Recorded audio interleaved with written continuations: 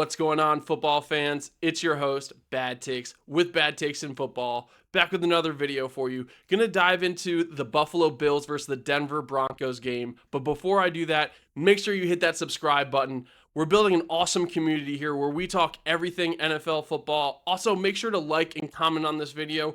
Who do you think is gonna make it to the AFC Championship out of these two teams? Will it be the Bills or will it be the Broncos? Let's dive into today's video.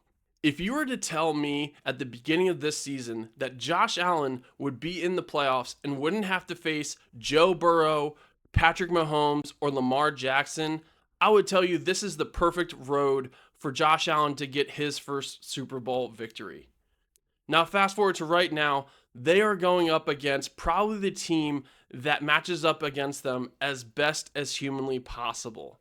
This is going to be a true test for this Buffalo Bills team.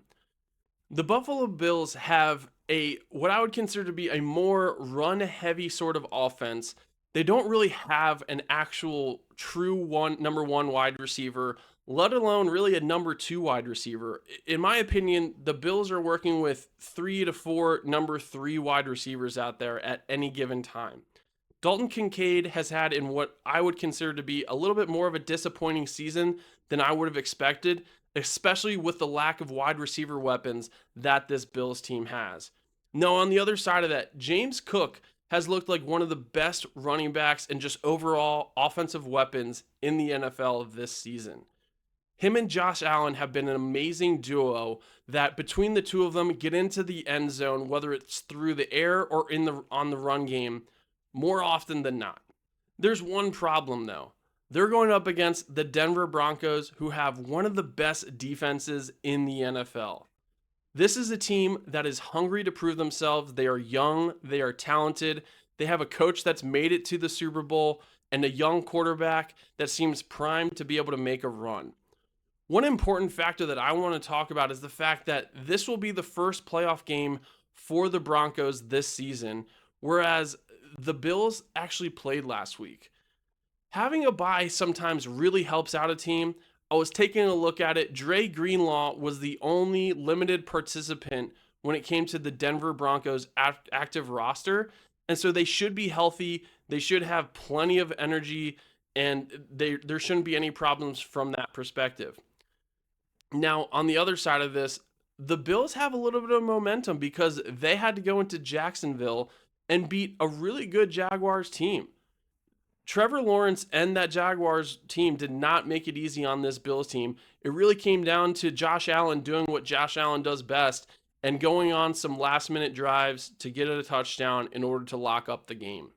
So really, again, you have to ask yourself, is it going to be momentum that's going to be supreme in this situation, or will the well-rested team have the advantage here? One other thing I need to talk about is the fact that the Broncos pass rush is one of the best pass rushes in the NFL. And so Josh Allen, who loves to get outside of the pocket, may actually get some primed rushing attempts because of the fact that he will be being chased down by players like Nick Bonito. Josh Allen waits for those situations, and if he's able to break a tackle or get out of the pocket and either pass on the run or be able to extend a play with his legs and get some yardage downfield in a rush attempt, that's going to be a huge advantage for this Bills team. That's really going to help the Bills keep the Broncos pass rush at bay. Now, on the other side of things, the Bills, they have a one-sided defense, in my opinion. Their defense, they're so much better in the passing game than they are in the run game. Now, a huge advantage for them is the fact that right now, the Broncos, they're missing their number one running back in J.K. Dobbins. They still have really good weapons in players like Jaleel McLaughlin, but still, they are really going to be heavily reliant on being able to extend plays either through short pass plays or with their young running back core that they have. Bo Nix is probably going to have to extend some plays with his legs as well in this situation. Like I said, the Bills, their pass defense is the best part of their team. The Bills threw for a little bit under 3,700 yards this season. They only gave up a little under 2,700 yards this season. So there's almost 1,000-yard disparity in the amount of passing yards they've had and the amount of passing yards they've given up. Now, from a running perspective, it's a very different story. In the run game, they've rushed for over 2,700 yards, but they've also given up over 2,300 yards. When it comes to experience and who probably has the best ability to find a way to win a game at the end of this situation, I would actually give that advantage to the Bills as well. The problem for me right now is just I don't trust anyone else besides James Cook and Josh Allen on this offense. I think the Broncos defense is so good that I really struggle to find a way for Josh Allen to put up a lot of points unless he does just MVP caliber plays and makes moves with his legs, because that's again what is really going to come down to. He is not going to have a clean pocket. He's not going to have a lot of time to get the ball off. And so he's going to have to run around extending plays with his legs. The Broncos defense only gave up a little under 1,600 yards in rushing this year. So again, that is a factor that's really going to impact this Bills team, who is very heavily reliant on the run, especially with their main weapon being James Cook besides Josh Allen. The Broncos defense has given up a little bit under 3,200 yards from a defensive perspective and passed for over 3,800. So again, this team is very heavily reliant on their defense. That is how they get themselves in good field position in order to put points up on the board. When it comes to what I actually expect to happen, I do think this is going to be a close game. I'm one of those people that I want to trust that this is the year for Josh Allen. I just think that the Broncos, their defense is just going to be a little bit too much for this very weaponless Bills offense to be able to overcome.